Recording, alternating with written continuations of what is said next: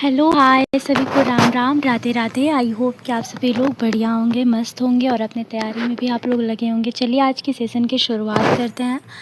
Chapter है आप लोगों का 10th चैप्टर, नए साम्राज्य और आपके राज्य। ठीक है, थोड़ा सा पेशेंस बना के वीडियो में एंड तक बने रहेंगे तो बहुत ही इम्पोर्टेंट क्लास होने वाला है। और अपने फ्रेंड्स में भी शेयर कर दिया करिए। चलिए आज की सेशन की शुरुआत करते हैं।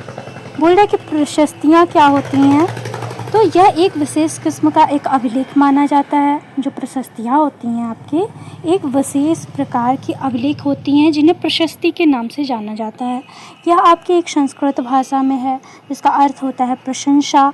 और जो प्रशस्तियाँ होती हैं इस मतलब पहले का होता था कि प्रशस्तियाँ लिखने की प्रचलन होती थी। जैसे होता है ना, कोई कोई अपना कुछ अलग करके वो अभिलेखों में लिख दे। जैसे अभी अशोका का देखेंगे आप लोग अभिलेख, तो जो जो राजा पहले जो जो करवाते थे तो ये लोग क्या करते थे ना, ये लोग अभिलेख लिख देते थे ताकि लोगों को इनके बारे में पता चल सके। तो कुछ चीज़ें होती थी तो ये लोग अभिलेख कर लिखवा देते थे, तो उसी को प्रशस्ति के रूप में भी जाना जाता है। तो प्रशस्ति को संस्कृत भाषा में प्रशस्ति बोलते हैं अभिलेख को। ठीक है, ये टॉपिक याद रखिएगा आप लोग। और यहाँ पे आप लोगों को दे रहा है कि समुद्रगुप्त की प्रशस्ति के बारे में। तो समुद्रगुप्त की प्रशस्ति के बारे में पूछ रहा है यहाँ पे। तो उनके दरबार में कवि जो मंत्री हरिश्चंद्र थे, इसमें राजा की एक युद्धों को जीतने वाले राजा, विद्वान तथा उत्कृष्ट कवि ने प्रभु भरपूर उनकी। अब एक बात बताइए, आप खुद सोचिए, यहाँ पे सोचने वाली एक बात है। कोई भी घर, मान लीजिए मेन सदस्य है घर का, तो अगर आप बाहर जा रहे हैं तो आप ज़रूरी तो नहीं उसकी शिकायत ही करेंगे, नहीं ना करेंगे, क्योंकि भाई वो मेन है, उसी के चलाए चल रहा है घर, तो कोई नहीं शिकायत करेगा। तो ये बात है यहाँ पे। राजा अब अच्छा है कि नहीं है वो तो अब उसके ऊपर डिपेंड करता था ना। लेकिन ये जो आपके हरिश्चंद्र थे, आपके कवि थे, जो मंत्री थे, ये ना इनकी जो प्रशस्ति लिखी है ना, इनकी बहुत ही मतलब जितनी अच्छाइयाँ हो सकती हैं दुनिया में, सारी अच्छाइयाँ इनके में वो ऐड कर दी हैं। मतलब इनमें कोई बुराई बताया ही नहीं है। तो इसका मेन यही जाता है। कितने कवि लोगों का कहना है कि मतलब जो राजा थे, राजा में ऐसा तो होगा नहीं कोई कमी होगी, लेकिन यहाँ पे अब राजा की प्रशंसा ही वहाँ पे लिखे हैं। राजा की कोई दुर्गुण यहाँ पे जो हरिश्चंद्र है वो कुछ नहीं लिखे हैं। तो ये भी देखने को मिलता है। तो हरिश्चंद्र द्वारा समुद्रगुप्त की नीतियाँ क्या क्या थी, तो ये भी आप लोग देख सकते हैं। आर्यावर्त के 9 शासकों को समुद्रगुप्त ने हराकर उनके राज्यों को अपने साम्राज्य में मिला लिया। दक्षिणापथ के 12 शासक आते हैं। इन सब ने हार जाने पर समुद्रगुप्त के सामने समर्पण किया था। और इसमें असम था, तटीय बंगाल था, नेपाल और पश्चिम बंगाल में कई गढ़ थे, संघ आते थे, समुद्रगुप्त के लिए उपहार भी लाते थे, उनकी आज्ञाओं का पालन करते थे तथा उनके दरबार में उपस्थिति हुआ करते थे। कुषाण तथा शक वंश और श्रीलंका के शासक भी इसमें थे। तो इनमें समुद्रगुप्त की अधीनता स्वीकार की और अपने पुत्रियों का विवाह। देखिए, ये जो दक्षिणाव्रत का पूछता है आप लोगों से कि किसने, जो 12 राजाओं में से कौन थे कि जो अपना मतलब सर्वस्व उनको दे करके और अपनी हार मान लेते हैं। ये क्या करते हैं ना, ये जीत लेते हैं। ठीक है, ये जो आपके समुद्रगुप्त हैं, ये आपके 9 शासकों, आर्यावर्त के 9 शासकों को हराते हैं और उनके राज्य को अपने साम्राज्य में मिला लेते हैं। तो जो आपकी दक्षिणापथ के साथ, अब यहाँ पे देखिए, अब यहाँ पे आर्यावर्त है। आर्यावर्त जब आपके 9 शासक हारते हैं तो यहाँ पे आपके दक्षिणापथ है, और दक्षिणापथ के आके यहाँ पे 12 शासक आते हैं। ठीक है, तो 12 शासक सोचते हैं कि इसमें हारने से भलाई है, मतलब उनको समर्पण कर दें। तो ये लोग क्या करते हैं, चालाकी करते हैं, ये हारने के बजाय ये आपके समुद्रगुप्त को समर्पण कर देते हैं। तो इसमें आपके असम था, तटीय बंगाल था, नेपाल तथा उत्तर पश्चिम के कई गढ़ या संघ आते थे जिन्होंने अपना समर्पण कर दिया। और ये क्या करते थे, अब राजा के लिए उपहार लेके जाते थे। तो ये इम्पॉर्टेंट बनता है। ठीक है, अगर आप सीटेट में देखेंगे तो ये बहुत बार क्वेश्चन बन चुका है आपके आर्यावर्त के राजा और आपके दक्षिणापथ पे। तो आर्यावर्त के 9 शासक थे जो अपना हार जाते हैं, और दक्षिणापथ के 12 शासक आते हैं जो खुद को अधीनता स्वीकार कर लेते हैं। ठीक है, ये इम्पॉर्टेंट है, याद रखिएगा। और कुषाण तथा शक वंश और श्रीलंका के इसमें शासक भी कुछ थे जो उपस्थित होते थे। तो इन्होंने क्या किया, अपने समुद्रगुप्त की अधीनता तो स्वीकार करी, इन्होंने अपनी पुत्रियों का विवाह भी समुद्रगुप्त से कर दिया। तो ये भी एक इम्पॉर्टेंट टॉपिक बनता है, नोटेट करिएगा। ठीक है, विक्रम संवत आपके 58 ईसा पूर्व से आरंभ होने वाले विक्रम संवत को गुप्त राजा चंद्रगुप्त द्वितीय के नाम से जोड़ा जाता है। ऐसा कहा जाता है कि उन्होंने शकों पर विजय के प्रतीक के रूप में इस संवत की स्थापना करी तथा विक्रमादित्य की उपाधि धारण करी थी। ठीक है, तो आपके 58 ईसा पूर्व से आरंभ होने वाले जो आपके विक्रम संवत को गुप्त राजा ने चंद्रगुप्त द्वितीय के नाम से जोड़ा और ऐसा कहा कि उन्होंने शकों पर विजय के प्रतीक के रूप में इस संवत की स्थापना तथा विक्रमादित्य की उपाधि धारण की थी। तो विक्रम संवत के बारे में आपको पता चला। वंशालियाँ क्या क्या थी, तो जो वंशालियाँ थी अधिकांश प्रशस्तियाँ शासकों के पूर्वजों के बारे में भी बताती हैं। उनकी माँ जो थी कुमार देवी थी लक्ष्मीगढ़ की, क्या थी, माँ आपकी कुमार देवी लक्ष्मीगढ़ की थी।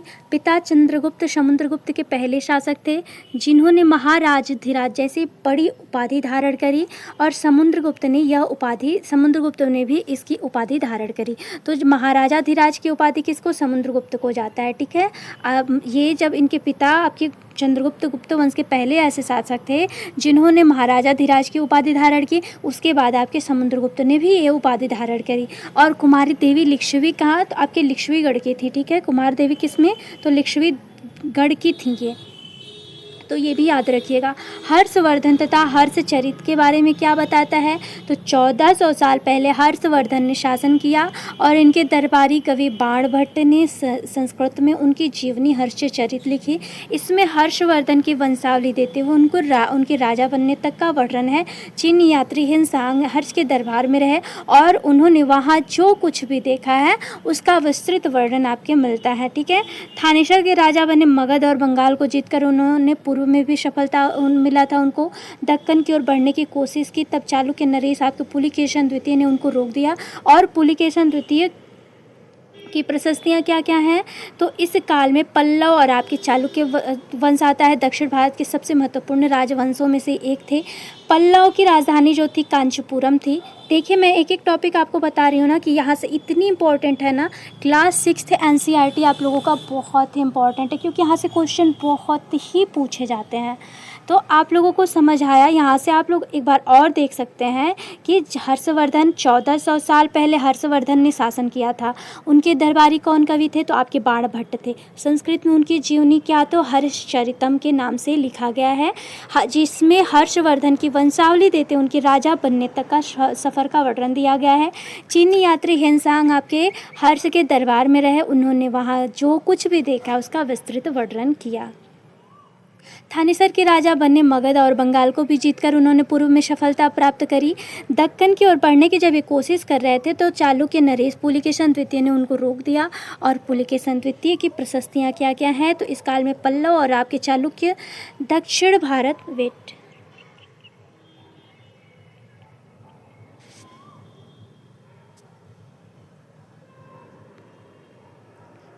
भारत आपके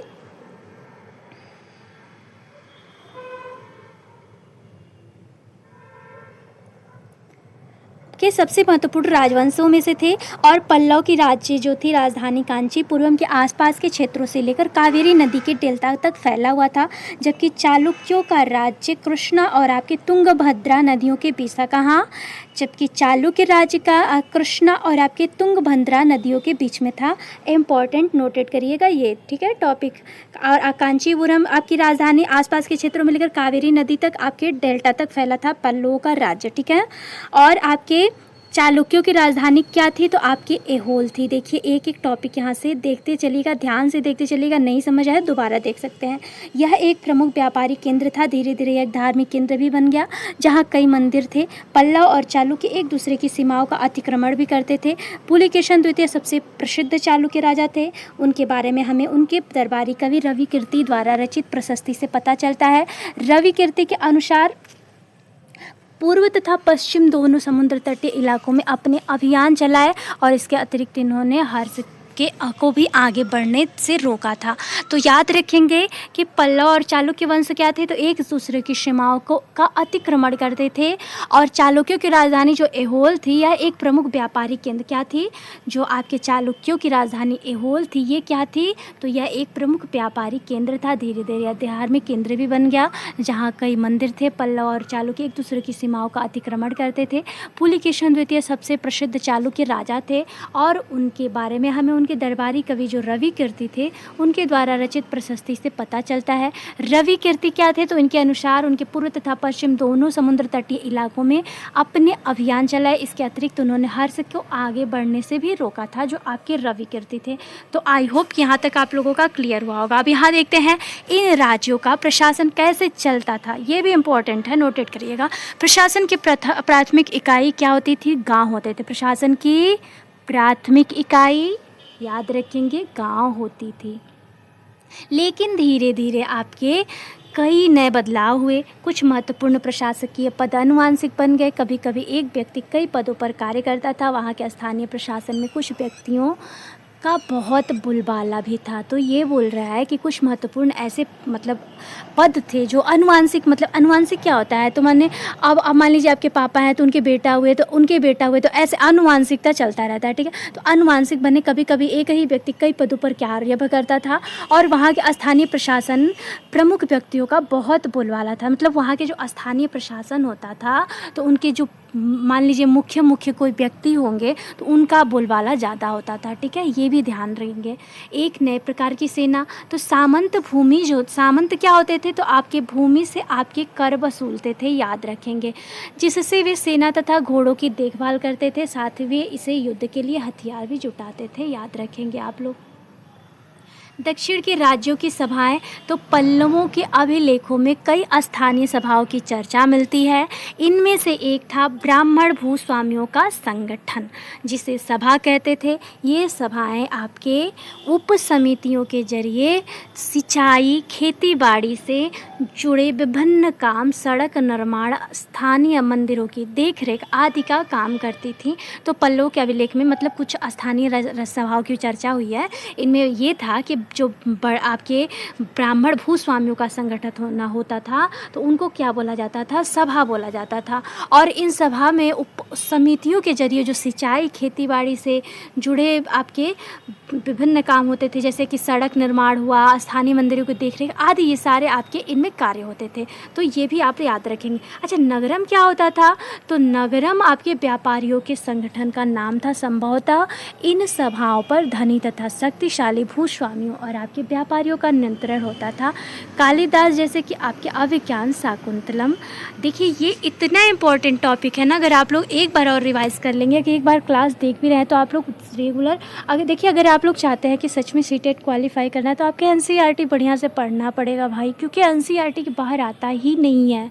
क्योंकि यहाँ पे ये जो नगरम दे रहा है, दक्षिण राज्य की सभाएं दे रही हैं, पूछ देता है आप लोगों से कि ब्राह्मण भूस्वामियों का संगठन, उनको क्या बोला जाता था, ये सारे टॉपिक बहुत ही इम्पॉर्टेंट है, आप लोग इसे नोटेट करिएगा। और हाँ, अगर आप लोगों को सच में वीडियो पसंद आता है तो अपने फ्रेंड्स में शेयर करना ना भूलिएगा, ठीक है। चलिए, मिलते हैं सभी को नेक्स्ट वीडियो में। आई होप कि आप सबको सेशन पसंद आया होगा।